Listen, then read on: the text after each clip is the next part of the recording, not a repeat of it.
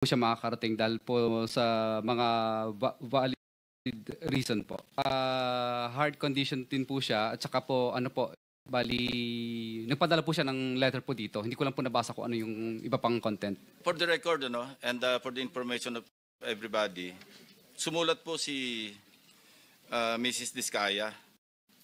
Ito, the Honorable Chairperson, so forth and so on.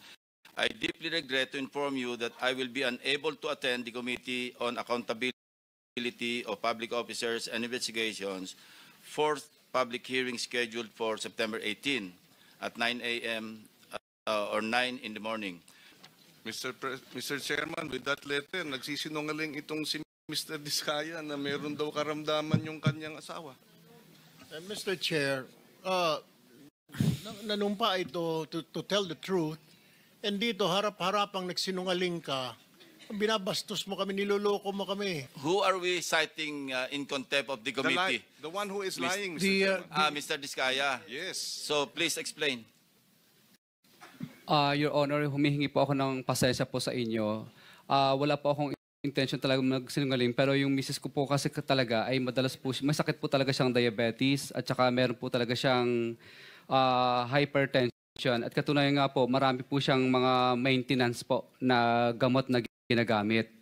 Opo. Mr. Chairman. Yes, Senator Ontiveros. Lalo akong nalilito sa show cause ni Mr. Diskaya kung bakit hindi nyo po siya dapat i-cite in contempt for lying. Iba po ang heart condition sa diabetes, iba rin po yon sa hypertension, at lalong iba sa mag-a-absent sa hearing natin dahil lamang may meeting siya. So, lalo siya pong nalulunod sa baha nung mga mali-maling sagot po niya, Mr. Chair. There's a motion to cite in contempt of the committee, Mr. Diskaya. Any objection? So, there's no objection.